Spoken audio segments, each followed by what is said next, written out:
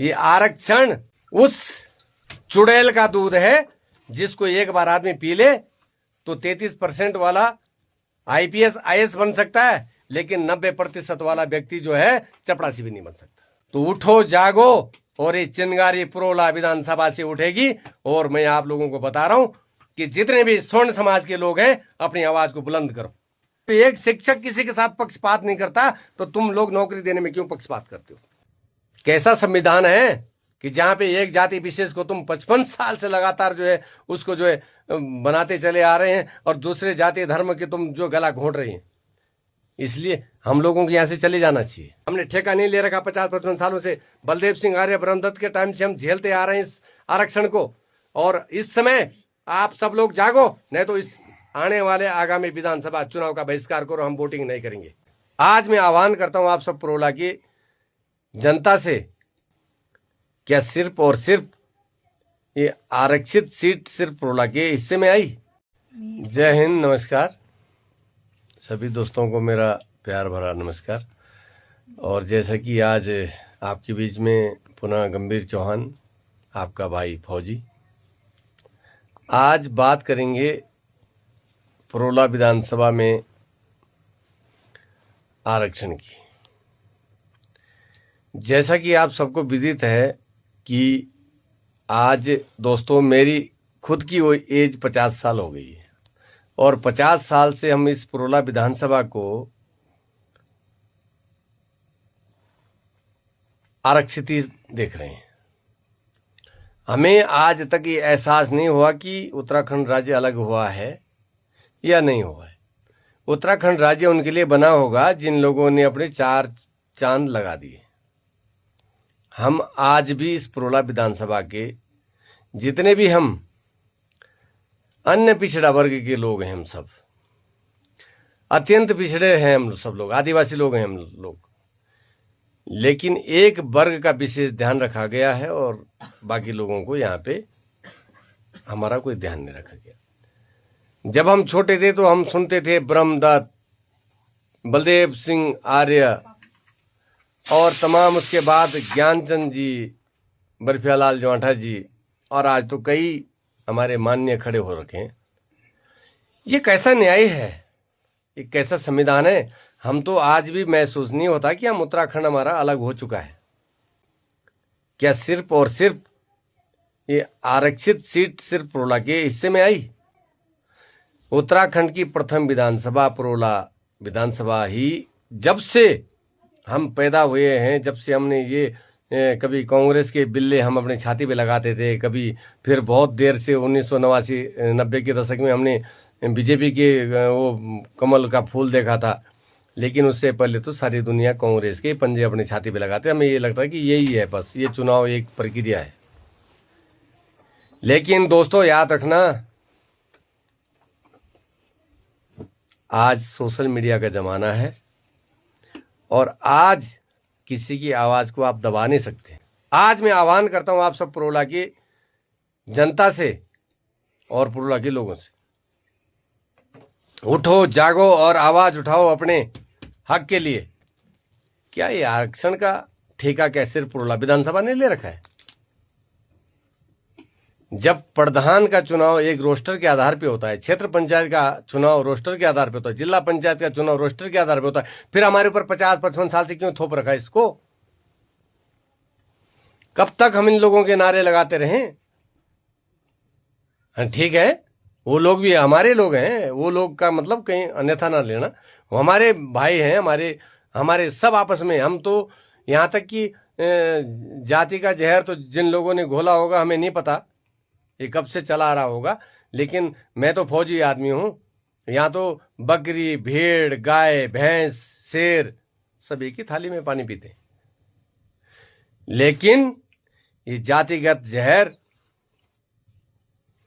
ये धर्म के आधार पे जो जहर घोला गया है, तो ध्यान रखना, अगर 55 साल तक अगर ये सीट आरक्षित रही है तो आज ही इस सीट के लिए आप सब उठो जागो, और अब ये सीट आरक्षित नहीं सामान्य होनी चाहिए पुरोला विधानसभा।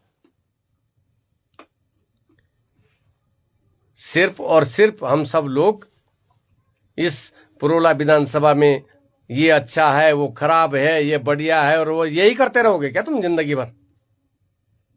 क्या आपके बीच में कोई जनप्रतिनिधित्व करने वाला कोई नहीं है क्या? ठीक है, आपने 55 साल तक इस सीट पे जिस तरह से भी आपने विकास किया, बहुत अच्छा किया। हम आपके विकास से सेटिस्फाई हैं। जो भी हमारे माननीय रहे हैं, आपने जैसा भी किया बहुत अच्छा किया। लेकिन अब बारी हमारी भी होनी चाहिए। इस पुरोला विधानसभा में हर जाति धर्म वर्ग के लोग रहते हैं।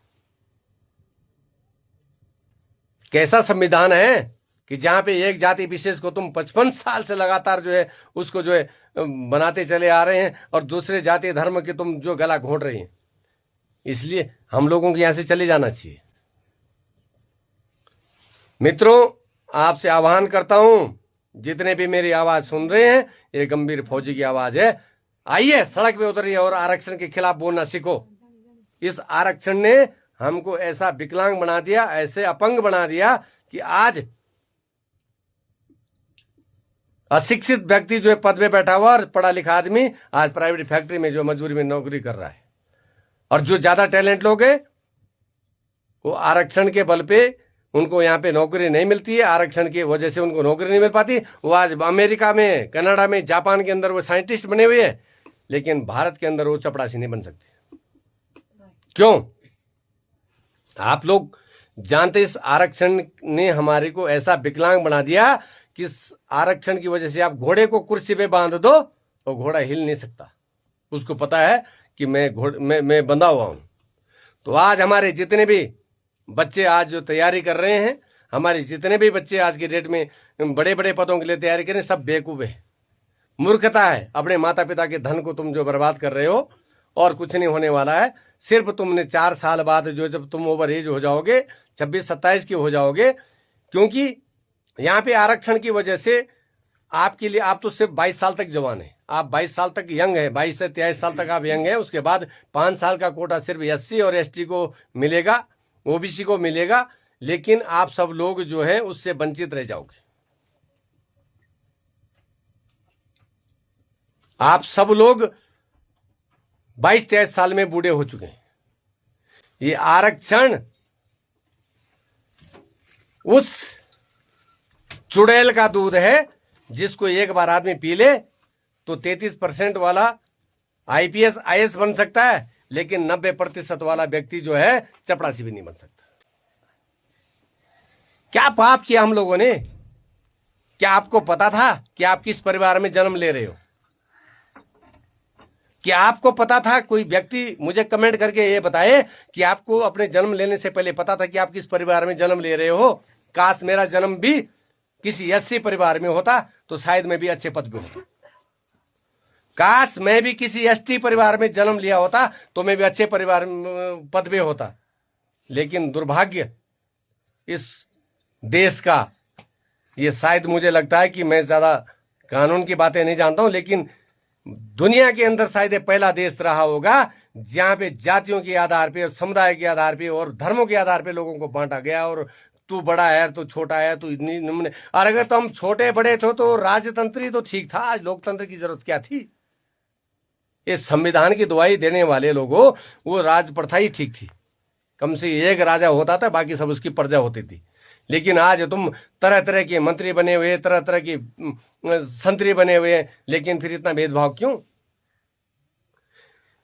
तुम 500 साल, 5000 साल तक तुमने गुलामी झेली, तो क्या हमने झेला क्या? तुम उसका बदला हमसे लोगे क्या? अगर माना मेरे दादा ने, मेरे पिता ने कुछ गलत करा है, उसका बदला तुम हमसे लोगे क्या? लेकिन जब बात संविधान की है, बात लोकतंत्र की है, तो उठो जागो, और ये चिंगारी पुरोला विधानसभा से उठेगी। और मैं आप लोगों को बता रहा हूं कि जितने भी स्वर्ण समाज के लोग हैं, अपनी आवाज को बुलंद करो।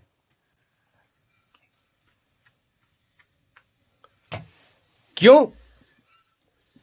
आज अनिल मिश्रा जी मध्य प्रदेश से इस आरक्षण के खिलाफ जंग लड़ रहे हैं और उनको जेल भी जाना पड़ा।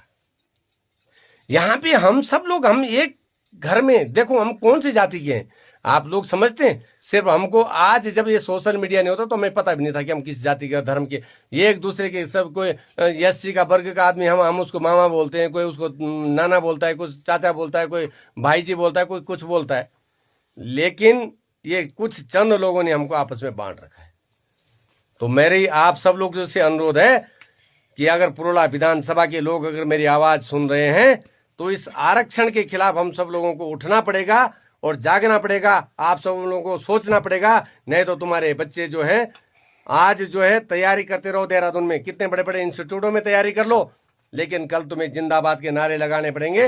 वो चाहे बड़े वाले के लगा लो या छोटे वाले के लगा लो, इधर वाले के लगा लो चाहे उधर वाले के लगा लो, लेकिन अपने बच्चों को पढ़ाना और इनके जिंदाबाद के नारे लगाना।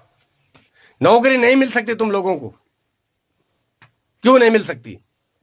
वो संविधान में व्यवस्थाएं कर दी गई है उन लोगों के द्वारा कि भाई बस अगर 100 सीटें अगर कहीं पे किसी चपरासी की हैं तो इसमें तो 60 सीटें तो उन लोगों के लिए आरक्षित है। उसको चाहे पढ़ना आए ना आए अलग चीज है। ये देश आज भी अगर विकसित नहीं हुआ है, आज भी विकासशील के उसके जो सांसें ले रहा है, तो इसका कारण सिर्फ और सिर्फ आरक्षण है। वरना इस देश के टैलेंट को तुम दबा रहे हो, इस देश के तुम स्वाभिमान को दबा रहे हो। हम चाहते हैं कि इस देश के अंदर अगर इस देश को सत्य में जिस समय इस समय भारतीय जनता पार्टी के द्वारा एक जी राम जी योजना लॉन्च की गई है, विकसित भारत के सपने दिखाए गए कि सन 2047 में भारत विकसित भारत बनेगा। ऐसा विकसित भारत बनेगा क्या कि यहाँ का जो टैलेंट होगा वो अमेरिका में प्राइवेट जॉब करेगा, यहाँ का जो टैलेंट होगा वो कनाडा के अंदर नौकरी करेगा, यहाँ का जो टैलेंट होगा इंग्लैंड के अंदर नौकरी करेगा, और जो सिर्फ जिसको कुछ आता जाता नहीं वो यहाँ IPS IAS और देश को चलाएगा। शिक्षा अपने आप में इतना बड़ा हथियार है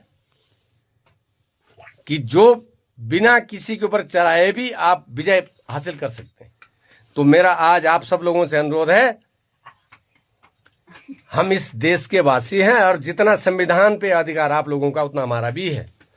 अभिव्यक्ति की आजादी अगर तुमको मिली तो अभिव्यक्ति की आजादी हमको भी मिली है। हम अपने एक एक शब्दों को आप लोगों तक पहुंचाएंगे। और मैं आपको आज सौगंध देता हूं कि चाहे जिस भाई को भी मेरा जितना विरोध करना है करे, लेकिन हम आरक्षण के खिलाफ बोलेंगे और अच्छे ढंग से बोलेंगे।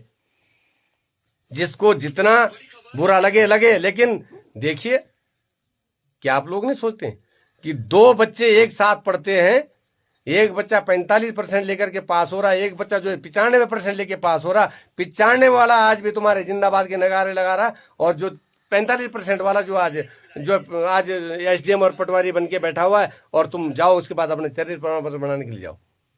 ये व्यवस्थाएं बहुत खराब है। कानून के अंदर आज भी संविधान संशोधन करने की जरूरत है। जब आप धारा 370 हटा सकते हैं, उसको प्रथा को हटा सकते हैं, जब आप धारा 25A को हटा सकते हैं, इस आरक्षण को खत्म करना पड़ेगा। और आज अनिल मिश्रा जी के द्वारा जो मध्य प्रदेश से जो आवाज उठाई गई, यही आवाज अब पुरोला से बुलंद होगी। और हम तब तक नहीं रुकेंगे जब तक संविधान से इस आरक्षण को खत्म नहीं किया जाता है। हम किसी जाति विशेष धर्म विशेष के विरोध में नहीं है, लेकिन जब कोई भी बच्चा स्कूल में जब जाता है तो वो जो शिक्षक है वो क्या अलग अलग पढ़ाता है कि किसी बच्चे को कि भाई तू आरक्षित वर्ग से है, तो सामान्य वर्ग से है, तो इतनी ज्यादा शिक्षा ले ले, तो थोड़े कम शिक्षा ले ले। लेकिन जब एक शिक्षक किसी के साथ पक्षपात नहीं करता तो तुम लोग नौकरी देने में क्यों पक्षपात करते हो? इसलिए आज मैं आप सब लोगों से अनुरोध करता हूं, दोस्तों उठो जागो। अगली वीडियो में आपको बताऊंगा और कितने तारीख से पुरोला में इसका बिगुल बजेगा ये तय है। और मेरा आप सब लोगों से अनुरोध है कि बढ़ चढ़ करके इस आरक्षण के लिए आप सब लोग आवाज उठाएं, और हम इस पुरोला विधानसभा से सबसे पहले पुरोला विधानसभा का आरक्षण खत्म करेंगे। हमने ठेका नहीं ले रखा 50-55 सालों से। बलदेव सिंह आर्य, ब्रह्मदत्त के टाइम से हम झेलते आ रहे हैं इस आरक्षण को, और इस समय आप सब लोग जागो, नहीं तो इस आने वाले आगामी विधानसभा चुनाव का बहिष्कार करो। हम वोटिंग नहीं करेंगे, नहीं करेंगे, हम वोट नहीं करेंगे, हम वोट। हम लोगों का गला घोंटा जा रहा है, इसलिए मैं अगली उसमें वीडियो के माध्यम से जब आऊंगा तो आप सब लोगों के मध्य वो तय होगा, वो डेट तय होगी। और जितने भी बुद्धिजीवी लोग हैं पुरोला के, जितने भी ज्ञानी लोग हैं पुरोला के, जो भी इस सब चीजों को जानते हैं, इन सब चीजों को देखते हैं, इन सब चीजों को मूल्यांकन करते हैं, अगर मैं गलत हूं तो मुझे कमेंट्स के माध्यम से जरूर बताना कि भाई साहब आप गलत हैं, जरूर बताएं। हो सकता है हम अपनी गलती में सुधार करेंगे। और जहां भी हमने गलत बोला हम आपसे क्षमा प्रार्थना भी करेंगे, क्योंकि हम उस प्रवृत्ति के लोग नहीं है। लेकिन अपने हक के लिए अब लड़ना पड़ेगा और लड़ेंगे, आखिरी सांस तक लड़ेंगे। ये फौजी अगर बॉर्डर पे नहीं मरा तो किसी भाई को अगर मेरे शब्दों से दिक्कत हो तो मार देना मुझे। हम इस आरक्षण की बलि चढ़ जाएंगे, पहली बलि तुम गंभीर चौहान की दे देना इस पुरला विधानसभा से, लेकिन अपने सांसों के लिए लड़ेंगे और लड़ेंगे और लड़ेंगे। जय हिंद, जय भारत, जय उत्तराखंड।